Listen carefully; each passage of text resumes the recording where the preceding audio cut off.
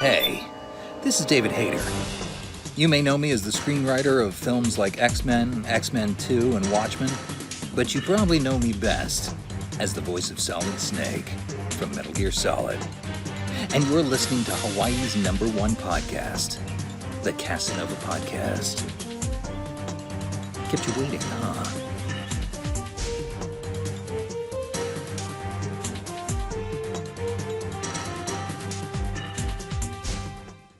All right. Hello and welcome everyone to another episode of Hawaii's #1 podcast, the Casanova Podcast. I'm your host, Mikhail Casanova, and today I'm joined by a very special guest, good friend of mine, someone who I absolutely love their content. And if you haven't checked it out, you need to go ahead and do it because this brother has a phenomenal podcast, phenomenal YouTube channel, phenomenal content in general. And one of the, I know I'm the hype man. I'm the wise man right now. I'm your Paul Heyman to your Roman Reigns. But I am like honestly refreshed with the content that you put out because there's so much. Let's just be honest, there's a lot of bullshit on YouTube and in the creator space, and it's just refreshing to find people that have original and just well thought out perspectives. And I'm saying all that to say, people, welcome the one, the only NeoStarling. Dude, how you doing? Wow, that is definitely a Paul Heyman tier introduction right there. I really appreciate that, man. I'm doing well. How about yourself? Thanks for having me, man. Man, it's an honor. I've been wanting to have you on the show, and dude, it's one. I'm doing great. I know I was complaining a little bit earlier. It's just because it's Friday, and I'm like 3 o'clock in the morning. I'm tired. I don't want to do all this stuff. But that being said, it's another day. Got air in my lungs. I'm healthy for the most part, so I'm grateful. And I'm grateful that we're getting to finally do this because, dude, your content from the podcast to your YouTube videos to the stories you put up and the content you put up on Instagram, it's so refreshing. And I know I said that earlier, but like literally, there's so many people that are content creators that do this clickbait, rage bait. They gotta. And what I came to realize is these people have no creativity. So they have to go and create situations so they can make content on them. Like, okay, there's example, PlayStation 5 Pro. Who's forcing anyone to buy it? I saw you post about that, actually. Well, you know what it is, right, Mikhail? It's artificial anger. A lot of these people, they're not actually really angry about anything, but typically when you don't really have any direction, anything really going on in your life, you find things to like artificially be angry about so that you could feel like you're in the know, so to speak, like you can involve yourself a little more in something that in the grand scheme of things doesn't really mean anything, Yeah. So, yeah. I actually made a video about that. I think it was called Anger Addiction. I'll send you the link. That was one where I spoke about just like people being angry all the time. Yeah. No, that was a good ass video, man. And it's so true. I mean, I feel like when I first came across your channel, it was I think I did the reaction to, or I was looking up some, because I usually when I go and look at Silent Hill content, I look at the gaming mutes because I feel like she's usually the best at just sticking to the facts, not really getting all the additional nonsense that's out there. Okay, She's Jared. great. Avalanche Jared, no shot at you. I love you, brother, but anyways, but yeah, she is, and like at the end of one of her videos, your channel popped up, and so I was like, all right, let me check it out because I love Silent Hill, but I'm tired of a lot of the fan base because it's like if they're not bitching and moaning, pissing and moaning and crying about, oh, we don't get any more games, it's, oh, we're getting too many games, and it's like, pick a lane. So I clicked on your video and I was like, damn, this brother is like, he got the same opinion I got. And I was just like, okay, I like that video. I went to your channel and I just kept checking different videos and I'm like, man, okay, yeah, I'm subbing to him. I've been sharing your content with a lot of my friends and I'm just like, man, we need more people that are making content that's not only just gaming, but talking about real life and and real practical ways to approach things. Like your content is just it's great. And I know I'm literally being a hype man right here, but like seriously, I'm so grateful that I came across the channel and got to befriend you, and you know we get to talk and whatnot. And dude, all right, I'm gonna shut up. Go ahead. You can do show at this point. No, you know what? First of all, thanks for having me, and I really appreciate you saying that because realistically, I almost fell down that rabbit hole, you know, of like making reactionary content. You know, I had, I guess, like my Batman origin story, right? Like I had moments where when I first started creating content, I first started doing wrestling reviews. Like that was my thing. Like I would review WWE, TNA, and I would, you know, kind of just like talk about that. But then you know, slowly but surely, you know, I got older, and then I got into like a relationship that was not very good. And you know, I was hurt at the end of it. So I was angry, and because I was angry, I was sort of looking for reasons why I felt the way that I felt. And then I started coming across a lot of just like really like angry content that sort of fueled my own what's the right way of saying it, my own like confirmation bias, you know, like I was like, yeah, you know, this is all correct. And my content slowly started mirroring that, but I didn't like it because it just wasn't me inherently. You know what I mean? Like you can get really popular online by reacting to like really crazy shit and just being somebody that you're not. And I didn't want to build a fan base off of that. So I kind of toned it down a little bit. And there was actually this one day where I was at a bar just hanging out, and I was hearing these dudes, they were just like having a conversation about some girl that they like or whatever. And I sort of interjected myself because I do that. You know, I can be a little social in that way. And they they liked my advice, and they were like, yo, man, you're like the big brother, you know? And, and that's where I kind of got the name, because the name for my podcast was originally called Neo's Corner Podcast. But I ended up changing it to Big Brother when I like rebranded. And and, you know, I kind of just wanted to talk about stuff that I wish I knew when I was younger. You know, like that really seemed to suit the style of conversation that I like having. I want to have conversations about life, and you know, whatever that might entail. You know, whether it's my love of like video games, wrestling, you know, working out, like whatever the case may be. Like if you have a channel, you should be able to talk about anything. Yeah.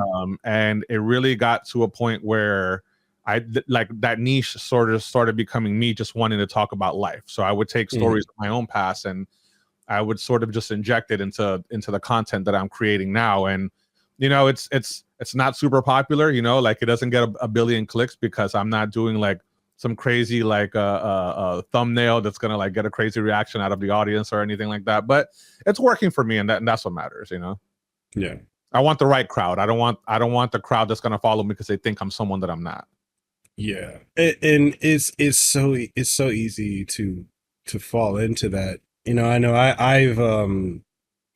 I've played into that, and like let's just say that shit blew up in my face many years ago, and then I just went through a whole process where I'm like, all right, I need to rebrand. I need to go back to the lab and figure out what it is exactly that I actually care about.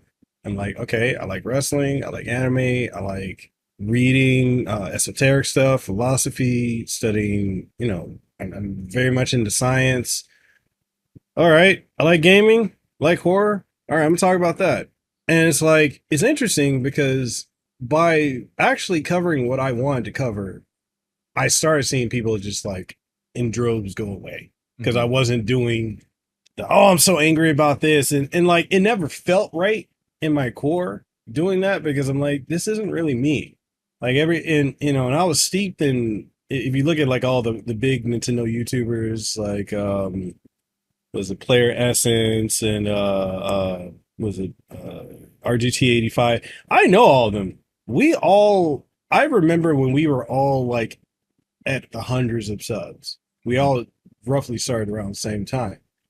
And like they kind of went a certain way, and you know, no shots at them. You know, same thing for Beat 'em Up Woods. Like they went down a certain avenue, and it got them to where they are now.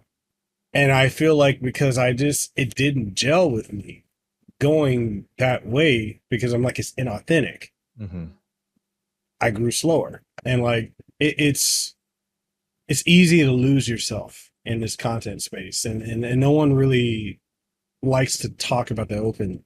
I've tried to have bigger, like, I know a lot of creators who you think they're the happiest people in the world and they're the most miserable. Oh yeah, miserable. no, I agree with you. Imagine having to fake outrage just so that you can keep an audience that you think is authentic to you. Like, these aren't really your people. You know, when I made that Silent Hill video, I knew that it was going to rub a lot of people the wrong way, and it became one of my more popular videos. Like, I made that one, and then I made another one like a few videos later, and that one like went viral. Like, it has the most comments out of anything that I've had in my entire channel. It had like over 300 comments on it, and I was like, holy crap! Like, and I was entertaining it. I was like, verbally jousting with these people in the comments back and forth. But I just wanted to speak on how I felt. I was like, okay, you have this game that I love that came out 1 billion years ago, and now it's going to get a fresh revival. Fast forward, you got Bluebird Team involved in this, and the fan base just went rabid. Like, I don't think I've ever seen a fan base get that crazy over Silent Hill, and it really kind of it really just pissed me off, and I wanted to just talk about it. So I was like, okay, I'm gonna turn this mic and camera on, and I wanted to just like spit facts that I know about the game myself, and they were like, oh, you're not an authentic Silent Hill fan, this, that, and I'm like, man, I'm 40 years old, bro. Like, I grew up with all the games. I remember with Silent Hill 1, I had to flip my PlayStation upside down just so that it would play. Right. I had to do that too. Yeah, it was like the first like OG model of the original PlayStation, and just like kind of stopped working after a while. And that was like the trick. You had to flip it upside down. It's like, man, I don't know what y'all talking about. I got skin in the game. But it kind of just like led into like me, doing other things. Like, I have another podcast coming out tomorrow. I'm just basically going to talk about like knowing when to shut up. You know what I mean? Mm-hmm. And it's very much going to just focus. I'll give you the spoiler right now.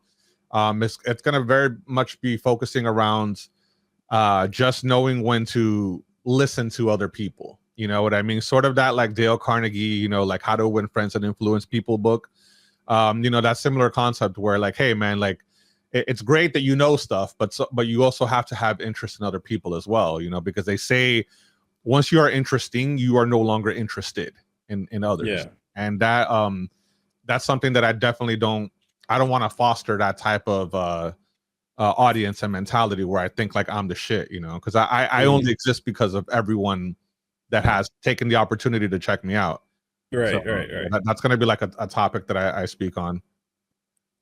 And I love that you said that, because like it's very true. I've seen a lot of people get to that point where like they become the person and then they just stop caring about other people. It's like they hit a plateau and they're complacent at hitting that plateau and they don't ever want to go beyond it. And it's one thing for me, and I don't know if it's because I'm dyslexic or whatever it is, but I'm always looking to improve my knowledge and meet different people, which is like a lot of people like, oh, you do this podcast because you're trying to, show off and all this. I'm like, no, I do this podcast because I'm trying to get to learn how different people think that aren't from my background or my demographic. Like, I want to talk to people from all walks of the planet and all different avenues of life, because we shouldn't stop learning just because we stop going to school. Our entire life should be a learning experience. So when we get to the end of it, hey, we can pass on information that we'd learned to the next generation. And a lot of people just stop. So yeah. No, I agree. I think it's really important to foster those relationships and just want to talk to other people, because you grow as a person, like whenever I record any content, I'm not just doing it to get like clicks or whatever. I'm also doing it for myself. Like, it's a reminder to myself, like, hey, these are lessons that I had to learn along the way, and I'm giving myself like a refresher when I do this. It's great to sort of foster those type of relationships with people, because we have to network, we have to be able to get by, and we can't always do it alone. It's funny that you say, people think that you're like the shit because you want to put out content and stuff like that. But honestly, there are like people like me and you, right? I feel like I can say this and be accurate. We have a lot of internal dialogue, that needs to be verbally communicated with the world. Like I have a lot of thoughts in my head, and whole lot I of it, can't always contain it. I'm like, okay, I need to get this out somehow, and this is like the way that I'm going to do it. And then you have people that unfortunately, like, not to sound mean or like mean spirited, but a lot of people are NPCs, and what I mean by NPCs is just some people don't have that internal dialogue. Some people, like, if they're staring into the distance, they're probably just blankly staring. There's not a lot going on. And again, that's not a knock on them as people. I'm sure they're lovely in their own way, right? Maybe, who knows? But I think that for a content creator, you have to kind of have that like internal dialogue. If not, you're not going to be able to produce anything, of worth. Yeah. And okay, so I filmed this video earlier that I'm gonna post, and it's like it's I heard it, and I forgot what NFL player said it, and I used it. I'm gonna use it in this video that I made. I recorded for social media, and basically it's like, if an eagle is flying and it sees another bird that's flying at the altitude and height that it is, it's gonna assume it's another eagle. But if you're flying where pigeons can't fly that high. So going back to the whole NPC thing, pigeons fly at a certain, height, velocity, and whatnot. But they're not going to fly where the eagle is. So it's like, where do you want to fly? You want to fly with the eagles or fly with the pigeons? What type of people do you want to have around you? Those who are just doing, or pigeons, which are common, And it's sometimes I realize, like, some of the things that I say, like, I'm not trying to, like, some folks have said to me, like, I'm trying to, like, be, like, inspiration, like, I'm trying to be one of them inspirational new age type people. I'm like, I'm not trying to do that. Honestly, it's just a thought pop in my head because I think about this stuff, metaphysically, esoterically, psychologically, philosophically. Like, I think about this stuff all the time, and I'm like, all right, let me just put it out there. Because I don't always want to just talk about video games. Like, I have a lot of people that write me off because, oh, you just talk about video games. You just talk about tech. No, I'm fairly multifaceted. And this is some of the stuff that I care about. This is some of the stuff that I think about. Because I feel like if you're a content creator, and you've probably heard a lot of people say this from like Roberto Blake and other coaches. No offense to Roberto Blake. We're cool. This is one of my friends. But like, a lot of the content coaches will tell you to niche down. You got to fix something and niche down into it so you can grow. But the thing is, as human beings, we're such dynamic creatures that we are more than a niche. And even people who are within niches when it comes to content, they don't want to just talk about that. They want to talk about other things. And then, when they do, sometimes it hurts their channel, so they'll make multiple channels. And I'll just say this, I'm lazy as fuck when it comes to content. That's why I'm like, I'm not about to make a whole separate channel. I actually tried that once and put the podcast over there because my video podcasts, they tend to do better if it's like, if I time it with the release of something. Like before, was it Street Fighter 5? I timed every interview with one of the reveals, which I didn't know the reveals were happening, but they happened. I'm like, oh, okay, well, shit, drop the episode. But like, I tried creating a whole separate channel specifically for it, and it didn't work. And I'm just like, well, F it. I'm just gonna put everything right there. So if you want to talk, you want to see the podcast, boom, the podcast is right there. You want to see a game review, it's there. If you want to see anime review, you want to see me talking about, like, I do reactions. But I do reactions to things I actually care about. Silent Hill, fighting games, stuff like that. And a lot of people are like, well, why don't you have dedicated channels? Because I don't want to do all that. I shouldn't have to do that. Because if the whole point of YouTube, the key word being you, why should I limit myself? It's YouTube. I'm a YouTuber. I'm putting myself out there, my thoughts, all this other stuff. And it's just interesting to me how like everything wants to try and box you in when we're not meant to be boxed in. I don't know if that makes sense. Maybe no, that makes it does. That makes sense. No, actually I resonated with everything you just said because I've also listened to Roberto Blake a lot back in the day when I was just trying to like find my niche, right, so to speak. And he does talk about niching down, and to certain aspects that can be a good thing if you want to attract a specific audience, like if you're just a gaming channel, or a wrestling channel. You'll definitely find some sort of success if you're consistent with that type of content. But like you said, we're more like multifaceted. We don't exist in blacks and whites. We're in shades of gray. And one of the things about my content is like, okay, I want it to primarily just be me talking about life, because that gives me the opportunity to just talk about anything.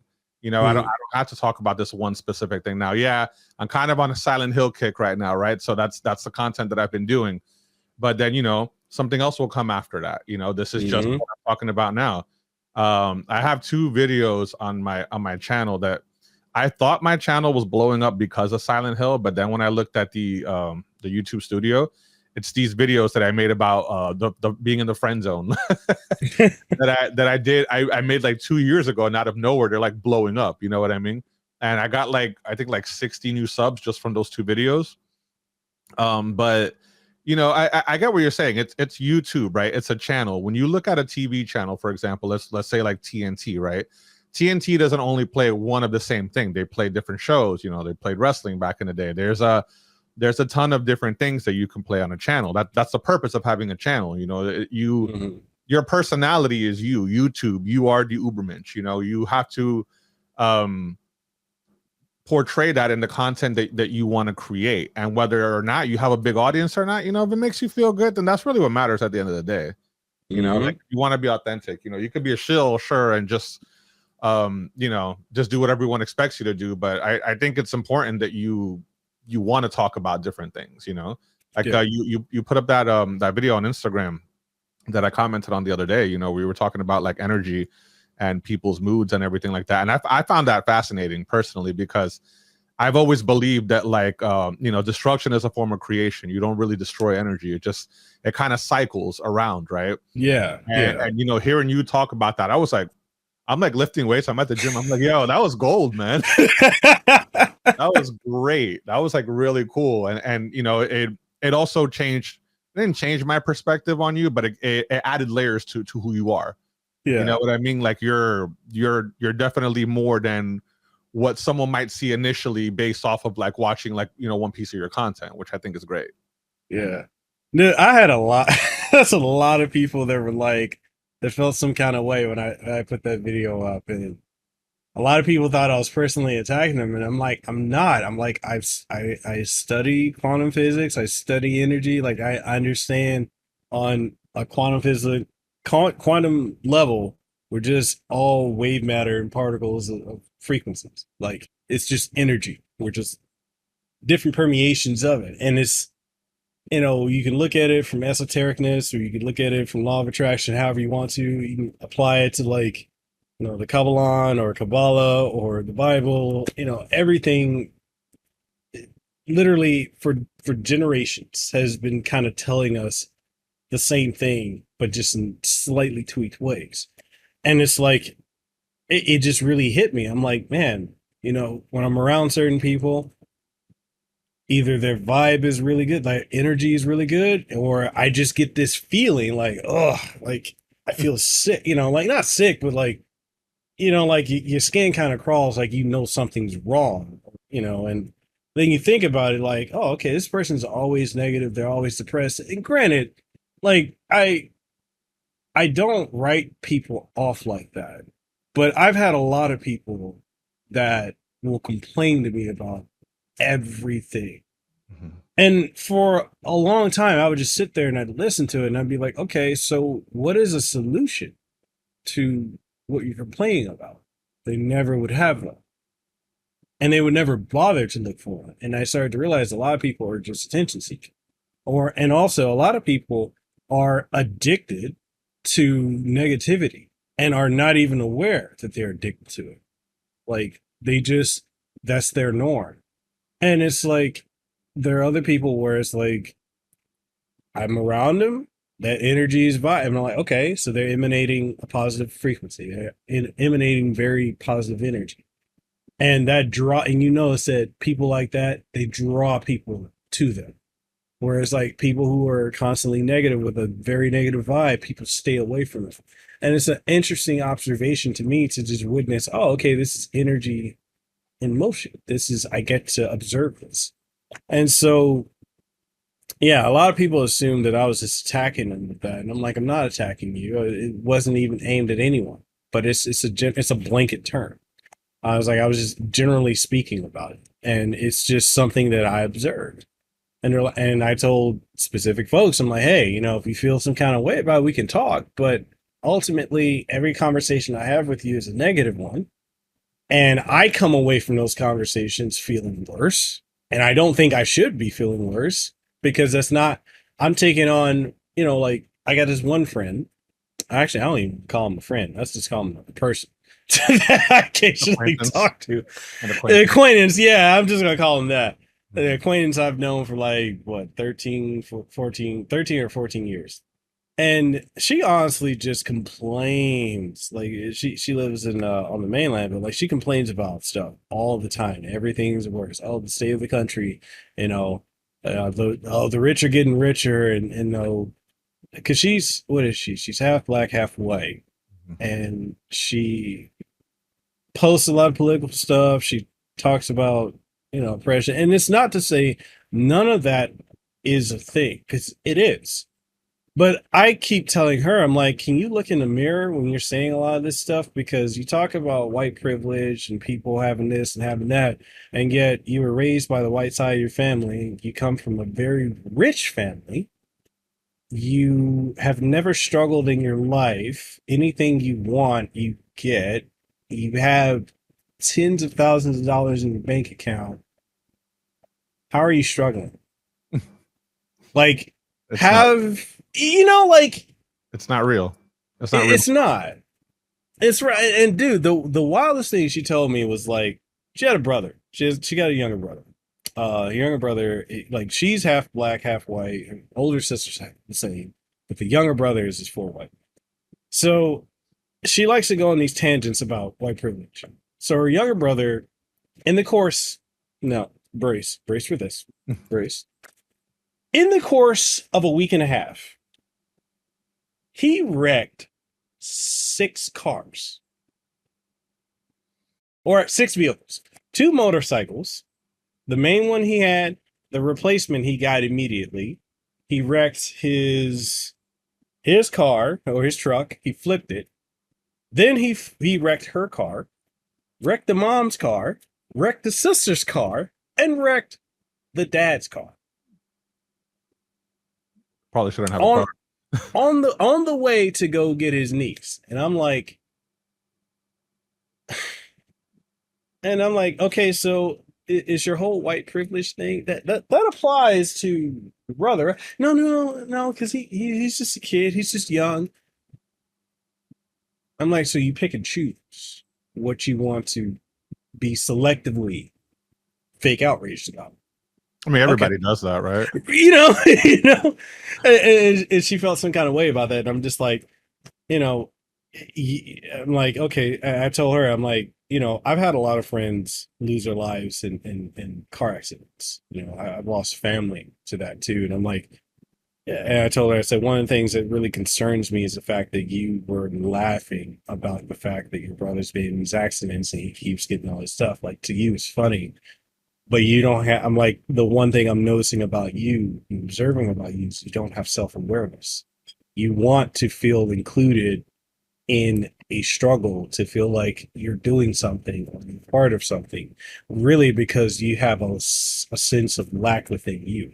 Mm-hmm. You're trying to compensate for something that's not there within you. Or if it is there, it's either a very dim light, or you're just not giving it the sustenance and water and the sunshine it needs to blossom.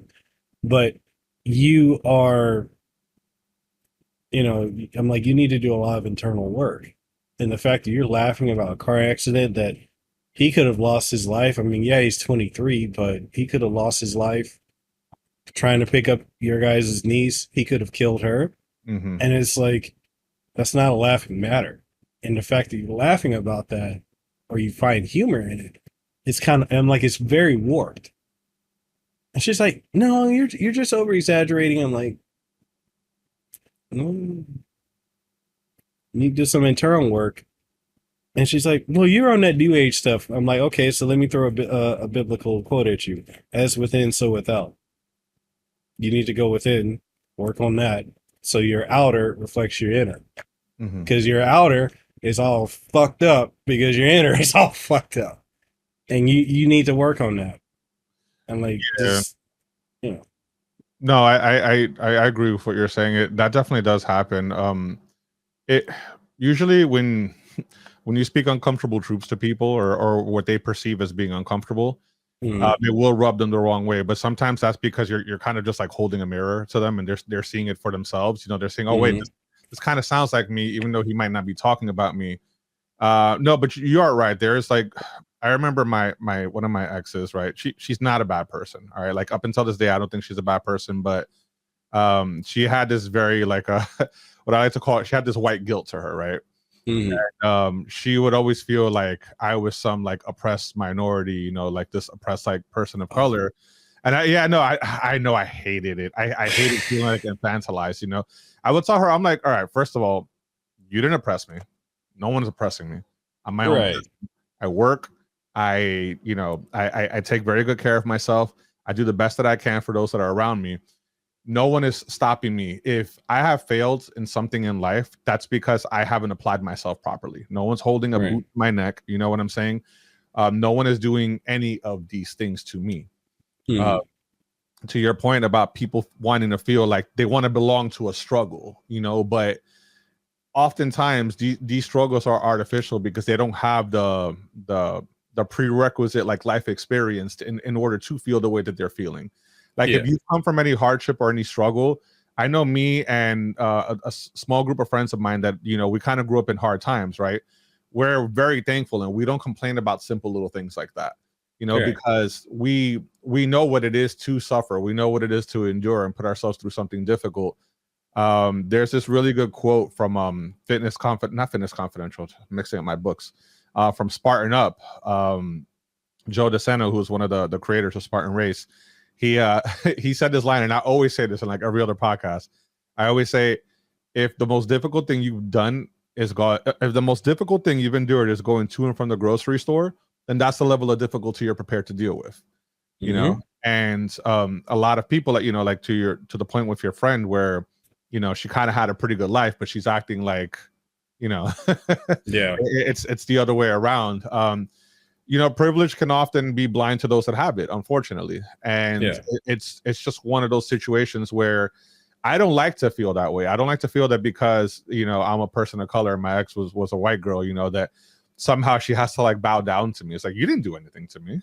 Your dad didn't do anything to me. You know what I mean? Like, this happened like 3 people ago or 2 people ago, you know, as far as like generationally. Where people were oppressed and, you know, went through all these like horrific things that, you know, in some ways still exist in our society, but it's nowhere near the way it was back then.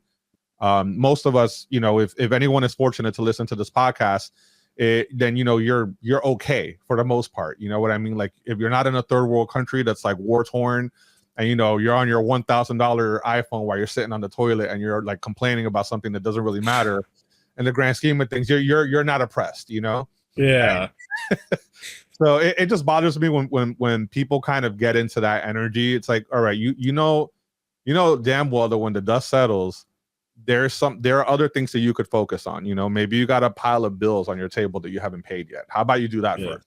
Because it's easier to put your anger towards something that you know you're not going to change, no matter how many posts you put on Twitter or X, or no matter how like fake outrage you act. You're not going to actually go out there and do anything about it.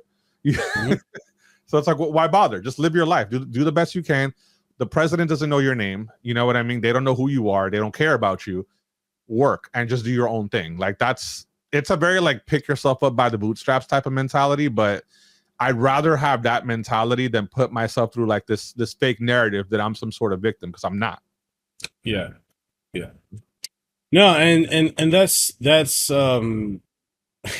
yeah, I highly doubt she will ever watch this podcast. But one of the things that she says she dislikes about me is the fact that she's like, you have this very pick yourself up from the bootstraps and just, if you want it, work for it type of mentality. I'm like, well, what the hell else am I supposed to do? Doom scroll and just feel bad and sit and complain and never do anything in life? And she's like, well, I feel like you're attacking me. I'm like, I'm not attacking you. I'm like, I wasn't even referencing you, but like, what is, because, everything, there's a polarity to everything. There's always going to be an opposite to it. So if I'm doing this and you have an issue with it, what do you want me to do? That would be the exact opposite of it. And she just, I guess the concept is just too much for her to grasp onto. But like, she gets offended with my post about going to the gym and my weight loss, and I'm like, why is that? She's like, because I used to be in shape, and just seeing your post makes me feel bad. And I'm like, then get up and do something about it.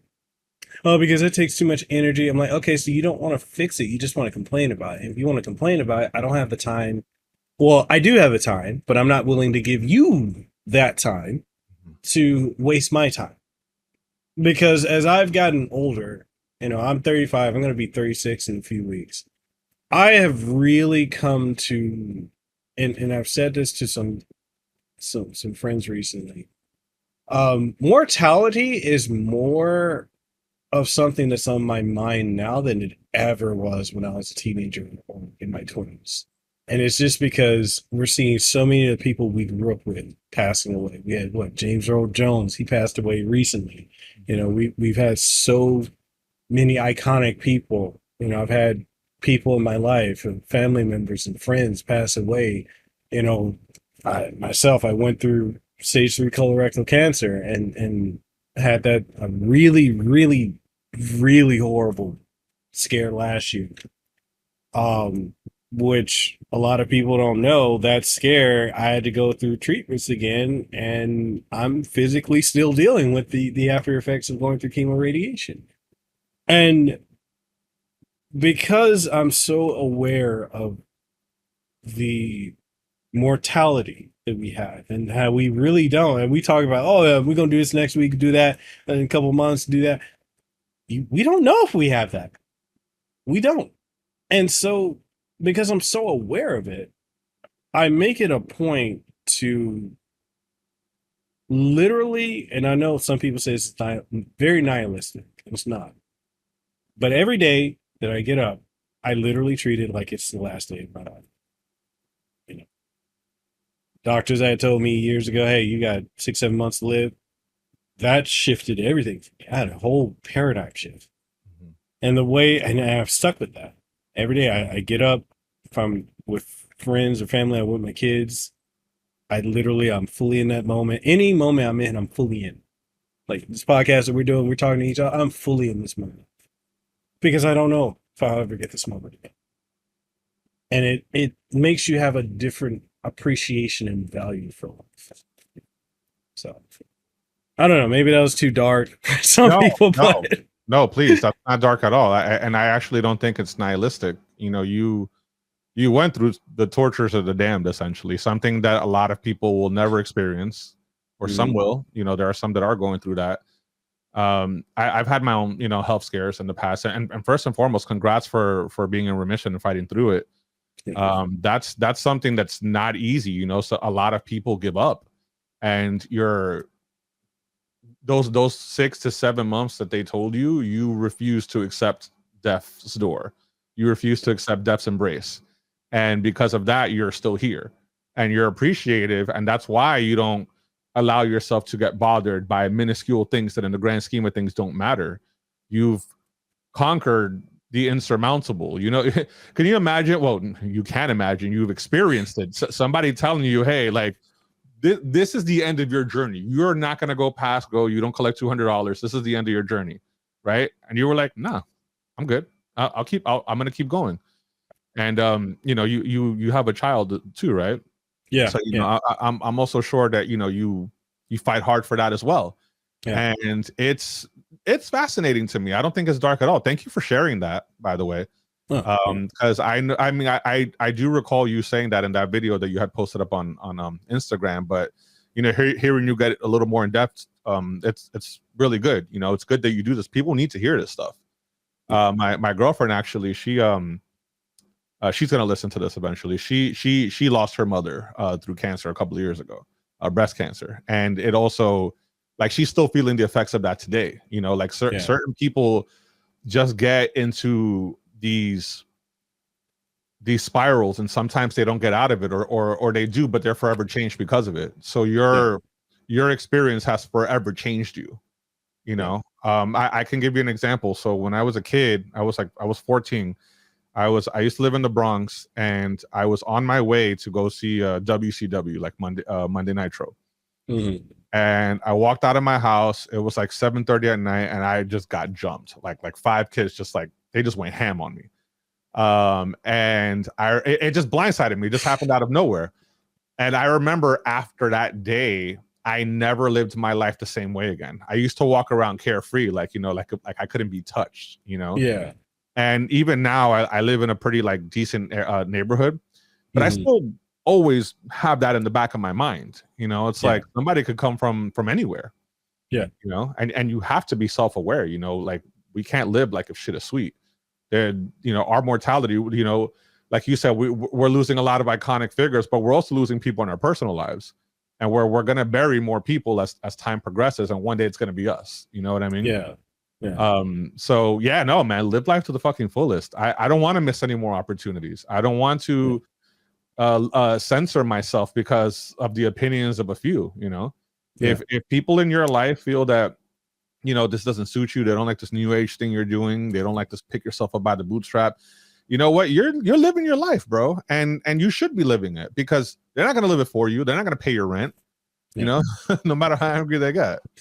Sorry I went on that tangent, but no, I love it. I'm like, go ahead, keep going with it. No, these are the type of conversations that they're just giving me life, because it's so, and this might be a concept most people may not even understand, but people always tell you to be a good person. And it's interesting because when people say they want you to be a good person, oftentimes that means don't do too much, don't try to step out of line too much, just conform, make them feel comfortable. And I've had a lot of people tell me that within the last 10 years, because, you know, you're getting too big for your britches, you're getting too ambitious, you know, you need to just fall back. And I'm like, I grew up poor. I'm, you know, originally from Samoa, moved to Memphis, Tennessee when I was 7, because my dad was there. That's where he's from, and uprooted our family and moved there. Left my mom, left her with nothing, and we were just poor. So I had to go through that, you know, and everyone around me, that was just the norm. Being in the hood, being broke, being poor. And something in me was just like, this can't be it. This can't be it. This can't. And, you know, when I came to Hawaii, when was it 2005? I was like 16 or so. And I remember I had applied to all the colleges out here. And I wasn't a great student in high school, just because my mom put me in homeschooling when I was in 4th or 5th grade. And I thought she did that so that she could teach me, because she used to work occasionally at the schools that I went to and my siblings went to. Really, it was just because we didn't have any insurance, and she didn't want to like have to, you know, for us to go to the hospital, you know, the doctors, get shots and all that other stuff. She just, you know, in her own way gave up. Mm-hmm. And I remember, you know, even though I barely passed the SAT, and the ACT, I barely passed that. And, you know, I was never really pushed academically. I was told my whole life that I wouldn't make it past 18. So when I applied to these colleges, everyone, my family, my mom and everyone was like, what the hell are you doing? Why are you doing that? You're not going to make it past 18.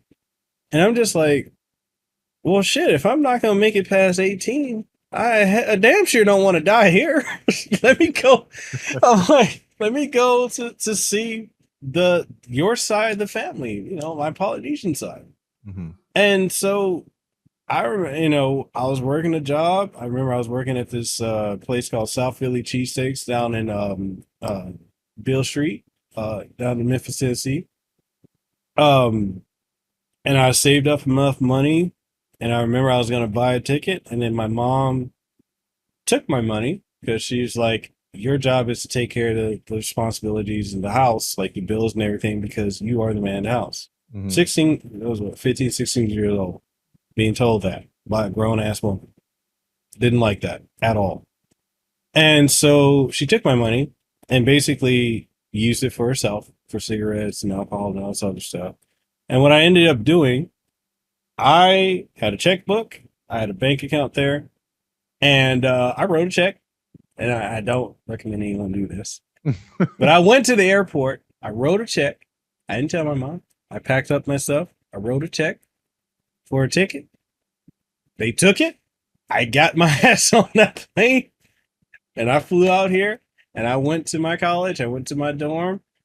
About a couple of days later, the bank was like, "Hey, you wrote a bogus check." I was like, "I don't know what happened." But I got the hell away from them.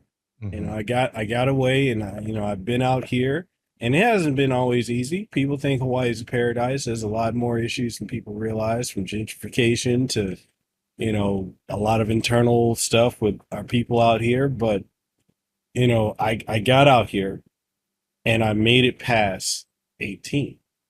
And so when I made it past 18, I was like, well, I don't know what else to do here. So, because everyone told me that this was going to be it, I'm past it.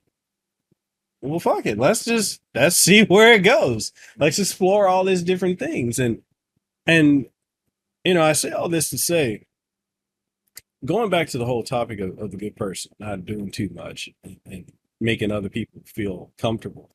People will try to force their limitations and insecurities on you. They will try to dim your light because your light affects their darkness. And my thing now at 35 is I don't give a shit about your darkness. You're not going to dim my light anymore. I'm here. I'm going to do what I'm doing. If it offends you, you can unfollow. You cannot listen. And it's crazy how people who don't like you will look at every story you post and everything. It is the weirdest thing, man. Your haters are your biggest fans, man. They are. They really are. I love my haters. I really do. It's true because I like that, by the way. Don't let anyone dim your light. And it's very, very true. You were in a situation where you were told, "Hey, 18, this is your max. Like, you're not going past this." Mm-hmm. And you were like, "Nope." Again, I refuse to accept that. Even though the way you did it was a little questionable. Don't do that. We do not condone that. We don't condone that. But you got out. You got out. You know what I'm saying? That kind of reminded me of a Christian from a WWE, Christian Cage. Yeah. Like when he started, he took like money from his college and he took some of that money to pay for wrestling school. You know what I mean? Just so that he can get out. So, sometimes you do what you got to do, but the goal is to, once you're there, find another way. And you did, you got yourself out and you started a whole new life, which is admirable, man. I feel you on that so much, man. I know that like I grew up with a single mom. I never had my dad around. I never knew who he was. I'm the youngest out of 4. And they all have the same father. I've actually met their father, but I never met my own father. Which, whatever, I don't care anymore. But you're right though, because I've been around so many people that your success is somehow a detriment to them because you're no longer on the same level. Yeah. Like we all start on the same level for the most part, but some people are going to rise and some are going to stay down. So when they see you doing good, they start to hate because realistically, they don't want to put in that effort themselves. So they kind of see you as like holier than thou, even though you're just trying to make a living. and the shakers, the movers, the people in this world that make it to that upper echelon, they are the ones to take risks. They're the ones to take chance. You know, if you're quiet, if you suppress your voice your entire life, you're not gonna go anywhere. And I'm sick of being that dude. I was that dude for a while. Yeah. You know, I remember I stopped making content for a while because I didn't like the criticism I was getting. And it was really disheartening to me because somewhere in the back of my mind, I just wanted to have conversations, but my conversations became offensive to people, even people that I know in my own personal life. But you know, I'm gonna continue to persevere the best way that I can, you know, as I expect anyone will, you know, in their own unique way. But this is really great, actually. You're you know, talking about energy, right? Like this conversation actually like hyped me up. You know what I mean? No, it really encouraged me, man. And then I have you know, have Latinx next week. I'm gonna do that, and I'm really hyped for that as well. It's your biggest opportunities, and I'm trying to think of the right way to say this.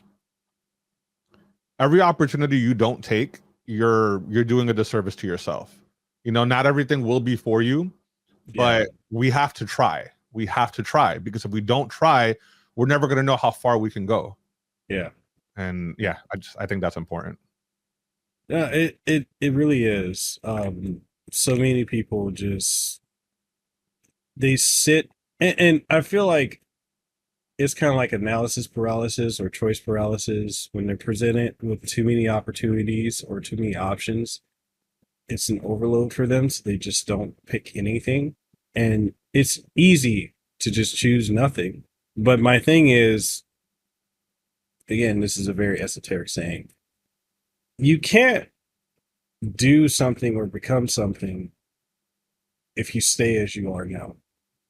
You have to change to get to where it is you want to be, or to become something different.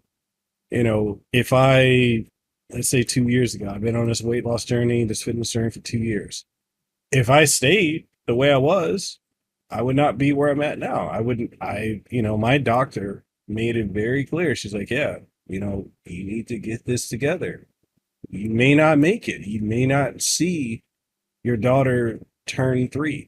You may not see her turn 4. You may not be able to take her to school if you stay as unhealthy. And I was very unhealthy. I was very unhealthy. You know, and that was another situation where, again, mortality. And I decided I just couldn't be the same person.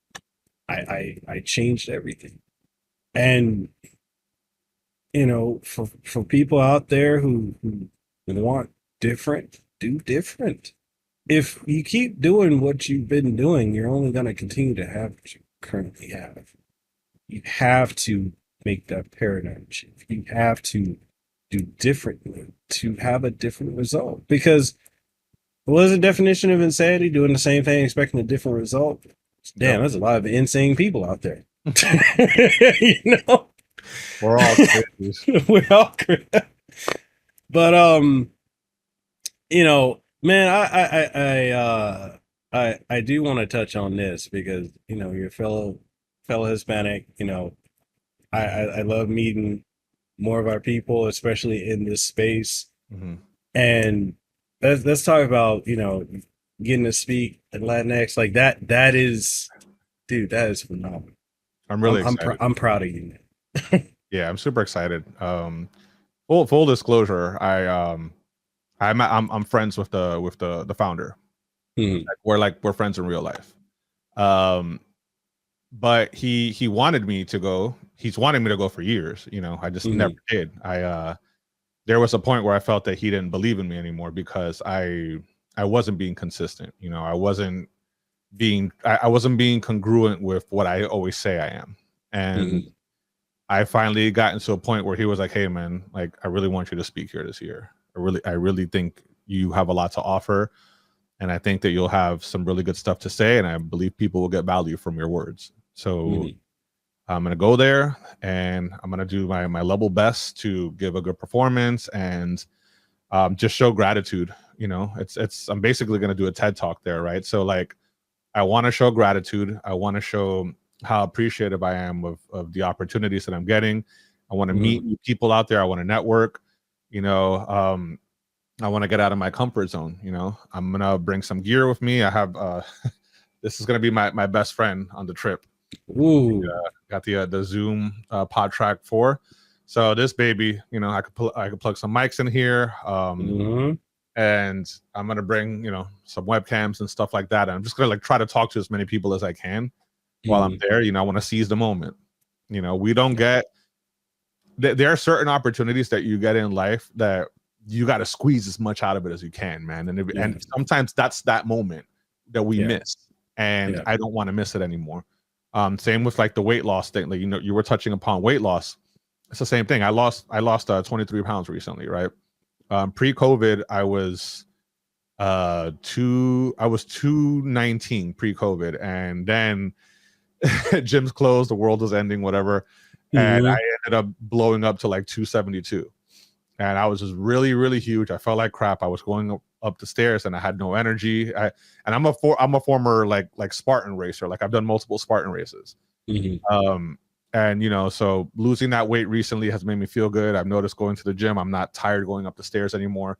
But it also gives me more energy, and it gives me more clarity to produce the content that I'm producing. You know, because you know how you get that like brain fog. Oh yeah. If you know, like you eat like crap and you feel like crap, your words are going to project like crap. You're not going to be able to articulate yourself properly, and you know, it just your motivation wanes and it goes down. But you know, it'll be my first time. Believe it or not, this is going to be my first time on a plane in over like, I want to say 15 years. Oh wow.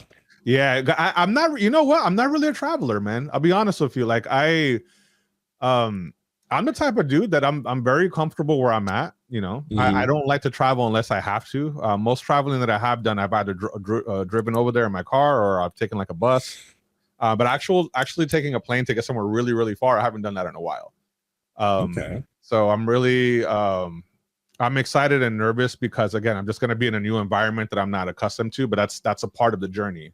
You know, is to put yourself in uncomfortable situations. You know, like I don't know. I'll go on. I'm sorry. No, go ahead. I was just gonna say, like, do you drive? I do. Okay. So the first time I purchased my car, right, I was super scared to get on the highway. You know, especially in New York, because New York has like crazy highways. And so I stood on local streets as long as I could until I had no choice but to take the highway. And I went to Pennsylvania.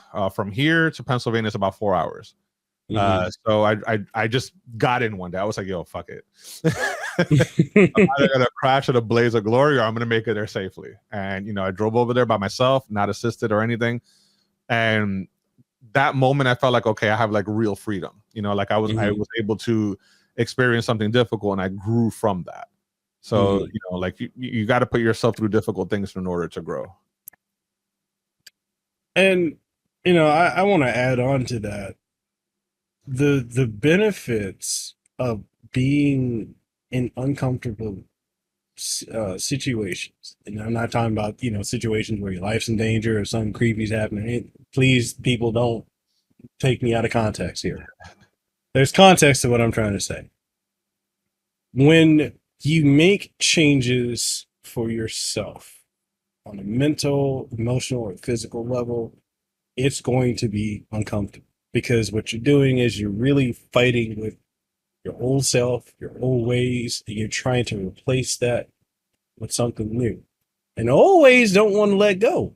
They want to latch on and just hold on to you. So when you're doing that, like when I had started going back to the gym, man, that was uncomfortable. I didn't want to do it. But discipline is crucial. You have to discipline yourself mentally, physically, and emotionally. You have to get to a point where you just gotta do it. You gotta get so used to being uncomfortable when you're doing these life changes that uncomfortability becomes comfortable. That when you're not doing it, it's like for me, if I don't go to the gym, I'm like, man, my day feels off. That's uncomfortable. Right? That's how I feel. But like you got to do that because that's important, you know. And going back to what I said, we don't know how long we're here. Like, make the most out of life, dude. I would rather take risks and be uncomfortable than to stay as I am and I wonder what if. Like, there's a situation right now where like I had a what if with, you know, a particular situation. I'll probably talk about it offline, but like it was a what if, right? Actually, no, screw it. I'll just say, I don't care. You don't feel comfortable saying, man. No. I'll just say I don't care. Okay. You know, and this past weekend at the Comic-Con convention that I went to, I got to do press for it. I was sick as hell. Like literally holding myself together with duct tape and glue. That's how bad it was. I had to medicate myself heavily because my kid got sick, got me sick. She bounced back in 2 days. My ass was just like, Our bodies don't work like that no more. It don't work like that at all. But I realized that, you know, for what I'm trying to do with game heads and what I wanted to do with getting more eyes on it, more support for it, I knew I had to just will myself through it because it was important.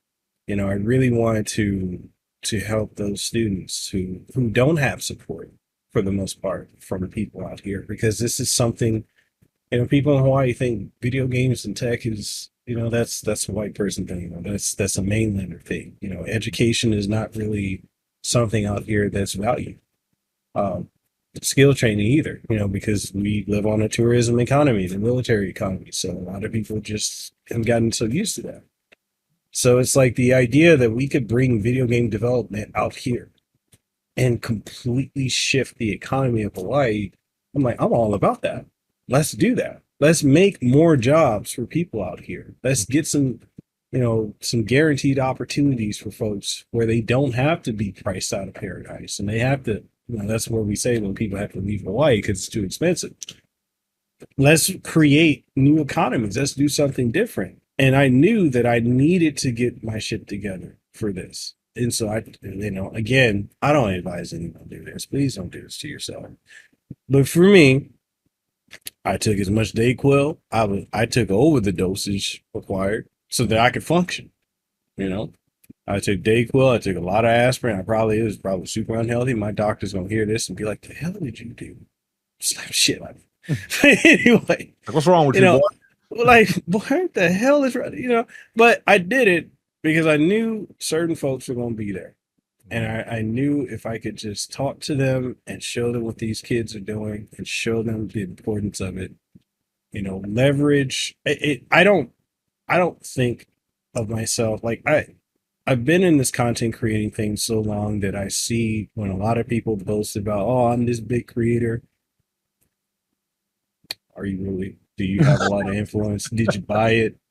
You know, that's a lot of, dude. I worked with a lot of agencies who do stuff with content creators and celebrities. A lot, when you see they follower count and all that, sometimes if it just jumps, they pay for that shit. And that's just how it is. You know, a lot of people get mad when I talk about that, but I'm like, it is what it is. You know, and I'm not going to be jealous and mad at anyone. People do what they do, but you know, there's a lot of fake that's in this space, and so when, you know, and I think I touched on it in a video, but when you are someone who has a following and when you have the capability to bring awareness to stuff and do something that's not just self-serving, if you can do something, you're blessed and privileged to have the following, the support, and the outreach that you have. Use that to help somebody. And so, you know, I reached out to various groups out here, various influencers. You know, there's a collective of Hawaii creators. And we're talking people with, you know, from the hundreds of followers to the millions of followers.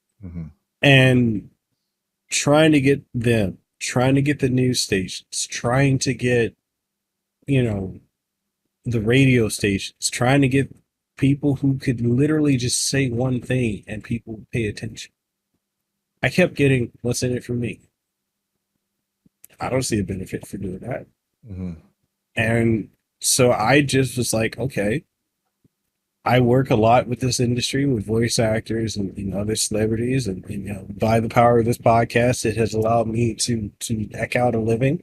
So how about I use that influence that I have, that privilege that I have to help the next generation coming up, because I can't keep doing this forever. I'm not going to be able to take this with me when I go. But the next generation needs to have a solid foundation. They need to have support, and they need to know that, there are people, regardless of whether they're in Hawaii or not, they're going to support them. And so, as bad as I felt, I went there, I talked to the celebrities, I talked to the voice actors, and regardless of people saying, oh, you paid them. No, I didn't. I just told them who I was, what I do, what I'm part of, what these kids are doing. And I told them, I asked them, would you please be willing to give them words of encouragement? And they, without hesitation. And what's interesting is the influencers, when I made that video, I think you saw it, where I talked about being disappointed in the Hawaii creators. Oh, dude, that blowback was crazy. That blowback, that was a fucking nightmare. I've gotten a lot of there's a whole Discord group. Oh, their Discord group for several days was just on fire, taking shots at me. Yeah. And I've actually had a lot of them reach out to me after they saw, stuff with Troy Baker and Jennifer Hale and the Avatar cast. Now they want to be cool or friends with me so they can meet them. And I'm like, no. All you got to do, all you had to do was to help these kids. It's something, we have a Hawaiian word called kuleana, which means responsibility. And for different people, it has different meanings. But for me, while I am mixed, I do take pride. When I say kuleana, like my pride is in being responsible and helping the generations of each of the demographics I am. Black youth, Dominican youth, Samoan youth, Tongan youth, Hawaiian youth. I just want to give back because I've been blessed. I've had this opportunity to do what many would consider impossible. So why can't I help those who are coming up? And just to see so many creators in this field, and it breaks my heart. I'm getting emotional as I'm talking about this, because it bothers me. But when you have the capacity to do good and help others and choose not to, you're just as part of the problem as everyone else that does nothing. And so many content creators who are successful operate out of the mindset of lack, of poverty, of if I don't do this, then I'm not gonna get money, I'm not gonna get this, I'm not gonna be able to do that. And what I found is a lot of people who trend and do all this other stuff, they operate in a mindset of scarcity because they're on a level, their shit's not gonna last. Beyond the moment that it trends or is popular, people will move on because society, our attention spans are so short. Yeah. And yeah, they grow fast, they burn out quick. But for me, I want to make stuff that lasts and I want to help others come along the way. One of the games that one of the youth created was called Enjoy Your Stay in Paradise. And it's a game that talks about the reality of the aftermath of the Lahaina Maui fires last year, what it's like to have a family that went through the fires, what it's like to play a character who had to drop out of college, come back to Hawaii to help their family who lost everything. And I tried to show that to some of the creators and they're like, oh, they're not interested. Oh, that's just some stupid little game. But I showed it to several of my voice actor friends, from David Hayter to Michael T. Coleman, who does Cody and Street Fighter, and Jennifer Hale and Troy Baker. And they're like, hey, if they need voice actors for this, I'll do it for free. Yeah. And that's it's awesome. Like, it's like, what does helping people hurt? I don't get it. It doesn't. It doesn't. A lot of these people gain their success through those same people that they no longer want to help, and it's really unfortunate because you have the youth that they're doing something meaningful, to create a game like that, and to have these influencers just sort of be like, nah, it'll be fine. I don't want to deal with that. It's sad. It really is sad. And the relationships that you've cultivated with these voice actors, that's actually really amazing, because you got some big names there, to just be like, hey, like, you need me to do this pro bono, I got it. Because it says a lot about them as people, outside of like the work, the body of the work that they've done. It says a lot about them as people. And I think what you did is amazing. Even though you sort of you kind of sacrificed yourself, just for that, so that you can go to this event, pop in all this Dayquil, which we do not recommend, by the way. Don't do that, please. But you did that because you were sort of trying to secure a legacy, the future of our nation, or your nation, whichever nation. And let's just say ours. Ours, right? It's never gonna. Hawaii's never gonna become a kingdom again, and people need to let that go. But I piss off people. That's it. I think I piss off. Yeah. My girl's over here, and she's like, yeah. Go ahead. No, but look, what you did was great. Even though you made yourself the sacrificial lamb, you got through it. You're still here, and you're able to use the influence that you've cultivated over time to make sure that you leave your mark. You're not going to leave a mark. You're going to leave a scar. That's what you're going to leave, because these things have a way of building, like, there's like a compound effect on these things, and they do have a way of building. What if that kid that created that game goes on to doing something amazing? Because everyone starts somewhere. You the first video one might have been on their cell phone, and then they have this like big production team where they're doing movies later on. Everything starts small, and to do something meaningful like that, I think it's powerful. So I'm really excited to see where this goes. And you know what? If you're able to get some of these people to voice act it, those influencers were like, nah, they'll probably be like, damn, I feel like I missed out on something now. Oh yeah. Oh yeah, dude. Okay, so I do have one final question, but before, I'm gonna do a little pivot. Do a little pivot, because I was telling my girl about this. Hey, honey, I see you. I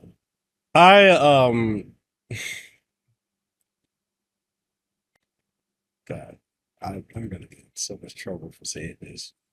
Fuck it. Don't worry about it. I don't care. I don't care. What are they gonna do? Anyways,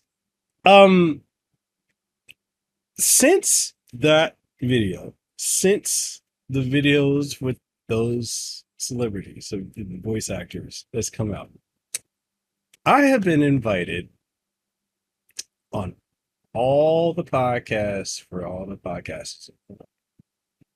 It's very interesting. This is why it's interesting. So I said from the beginning, when I started the Casting on the podcast nearly a decade ago, like a year short of it being a decade, I said I was the number one podcast. I was playing around at the time. I was just like, I wanted a catchphrase. Mm-hmm. And a lot of them assume when they see I put up videos or whatever with the trailers or the voice actors are saying, oh, you're paying them. No. I initially asked one to do a bump, but then when it started to get around, when people think of Hawaii, they think of me. They think of my show within these fields. And so while my show may not pull the local audience in droves, it pulls a global audience. Mm-hmm. And like, that's not to flex. I'm not trying to flex at all. So people don't take this out of context. So it's interesting that these Hawaii podcasters take really big issue with me saying my shows. And I'm like, my response to them has always been, well, okay, prove that yours is number one. I was going to say, prove me wrong. Prove me wrong. You know, literally, prove me wrong. Who knows about your show outside of out here? Tell me. I've gone to conventions and people are like, yo, you got that number one podcast in Hawaii. I don't have to say anything. I don't. I don't. I don't. And so it's interesting. I'm supposed to go on one tomorrow. I'll be honest. I am cautious about this because I don't know if I'm gonna be trying to. They're gonna try to catch me in the gotcha moment or something. I mean, you could only you can allow yourself to get caught in a got you moment, you know. That's true. Just be you organically, man. You know? It's just like, like that timing. I'm kind of like, okay, I mean, whatever. all right, what are they gonna like? What can they really say that's gonna like catch you off guard like that? Like, come on now. True. That's true. That's true. Yeah. That's true. That's true. That's true. Yeah. That's true. Be authentic. So okay, I guess my I want to talk about this. What inspired you to start podcasting and get into content creating? Because I know there's a story, and you take as long as you want to get there. I ain't rushing you. Okay, so it all started, I want to say back in like 2008. I always loved the idea of like radio, right? I always kind of wanted to do like a radio show of some sort. People always told me, "Oh, you have like a good voice for it," you know. You do. And so I started with a friend of mine. We had a podcast. It was called Not One to Criticize, right? We don't do it anymore. That podcast says, you know, it's gone. But that was sort of like the springboard. And like I said, I have a lot of internal dialogue. I have a lot of diarrhea of the mouth. I'm very loquacious. I like to speak. So it got to a point where I was like, okay, let me start small. You know, I started watching like all these videos online. Like I would watch like Nostalgia Critic or Angry Video Game Nerd, you know, back in the day. And I started doing like videos in a similar style to theirs. And then from there, you know, I wanted to talk wrestling. So I just started talking wrestling.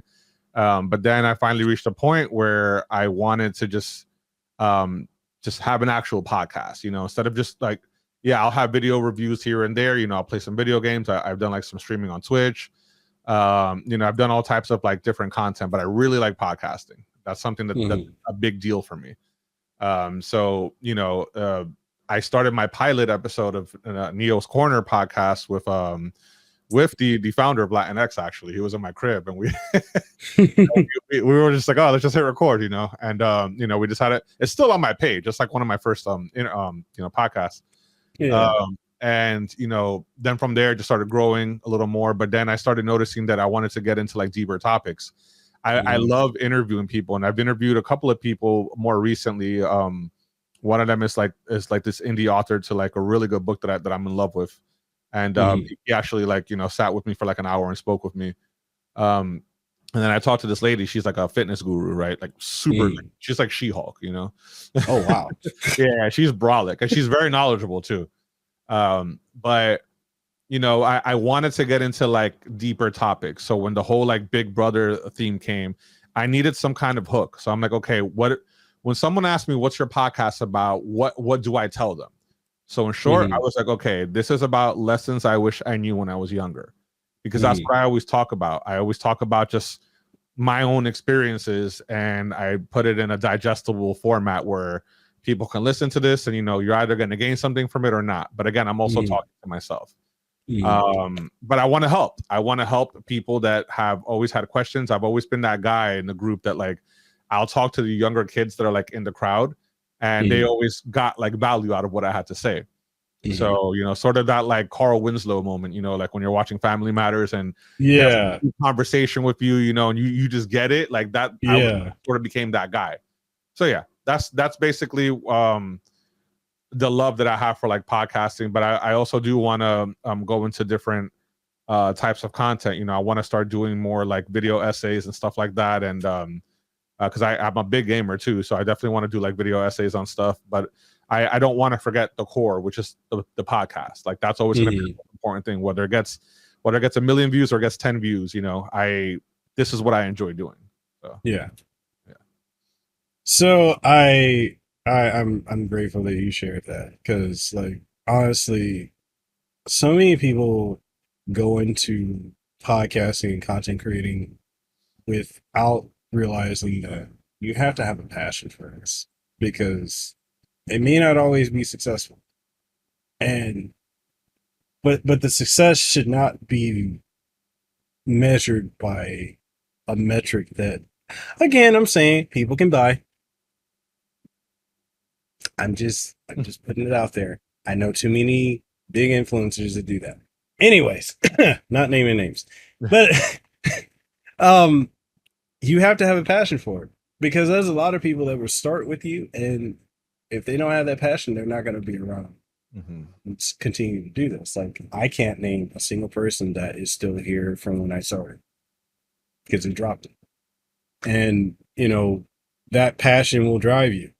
Honestly, like, people can feel that. Like, I can feel, and again, this esoterically, metaphysically, I can feel the energy from you, from this conversation. I can feel the passion that you have for podcasting, for gaming, for self improvement, just and just talking to people about different things.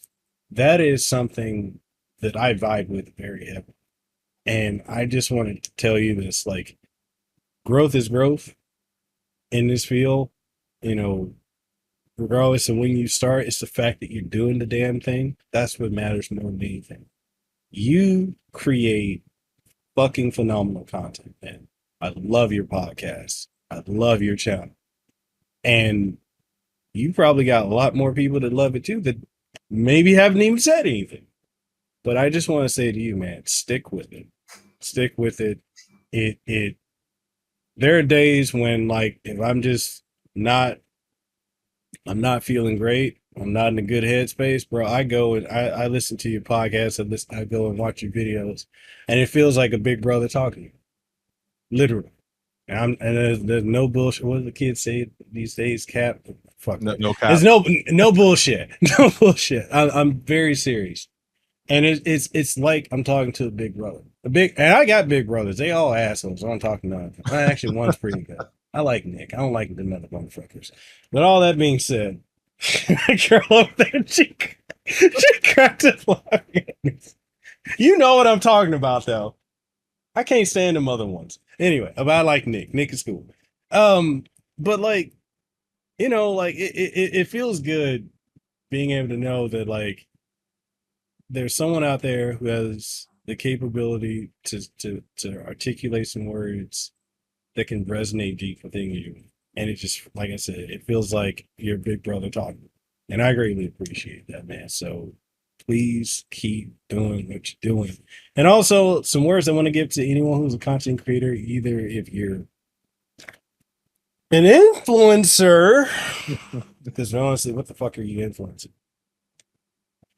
Or you're trending, or you're up and coming, do not look at the value of yourself or those around you with a metric on a screen.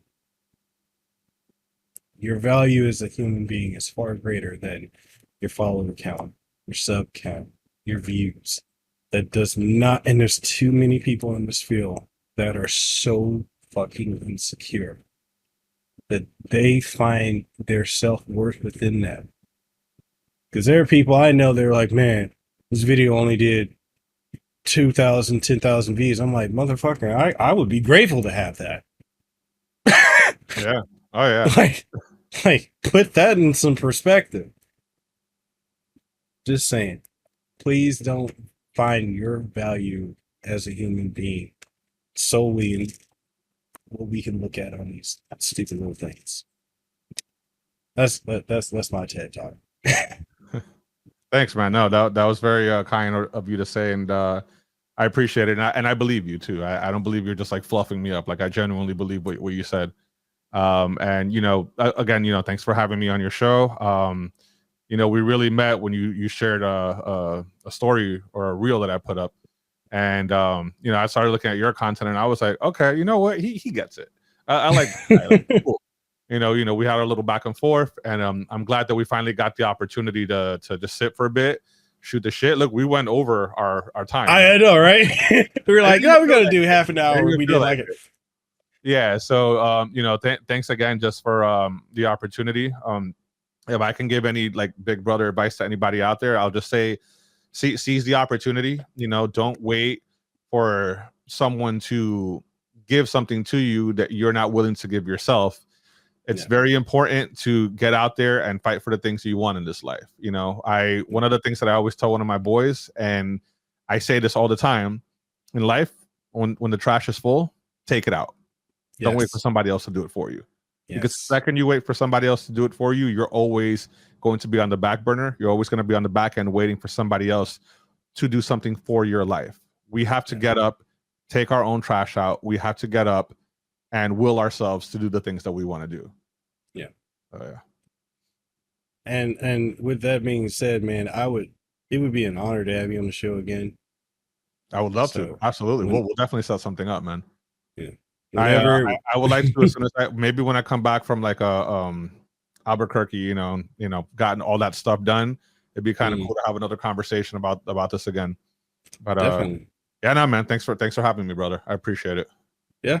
And before we go, is there anything you want to plug or promote or let anybody know about? Sure. Let's do the plugs, right? Okay, so I'm NeoStarling on the internet. If you type it in a Google search, you'll see a plethora of my content appear. My podcast is called Big Brother Neo's Podcast. It's available on iTunes, Spotify, audiobooks.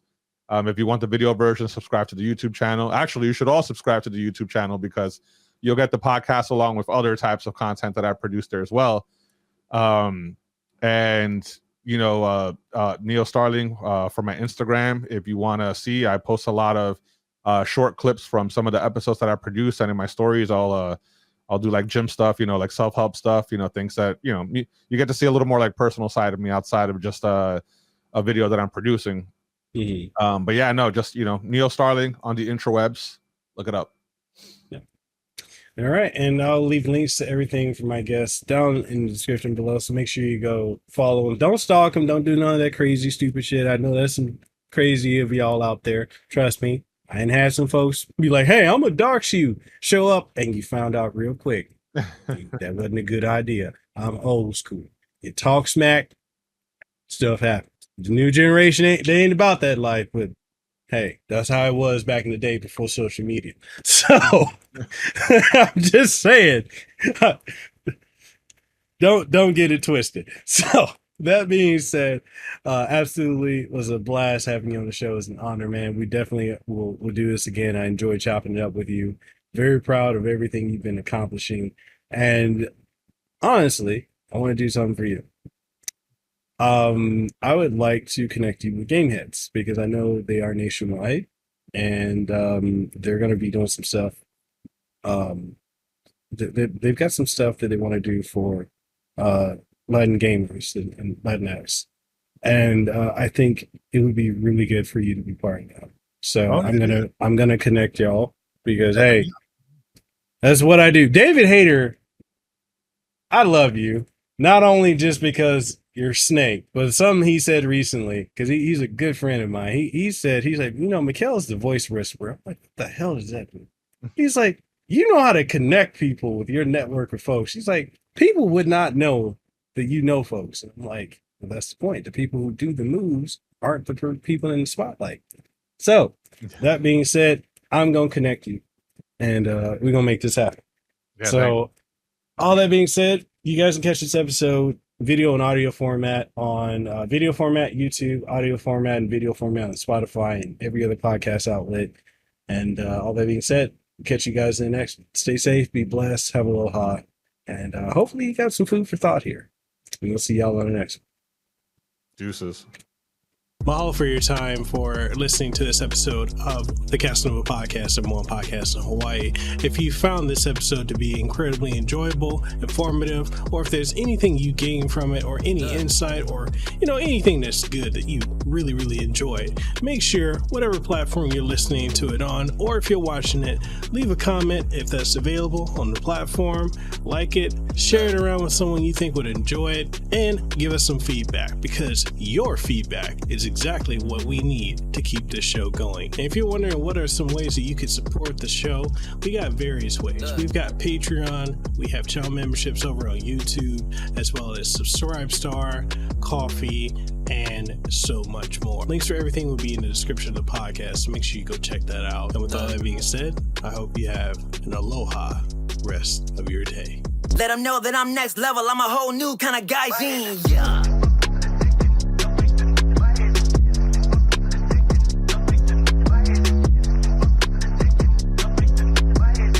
Yes, at the top spot, in case you forgot.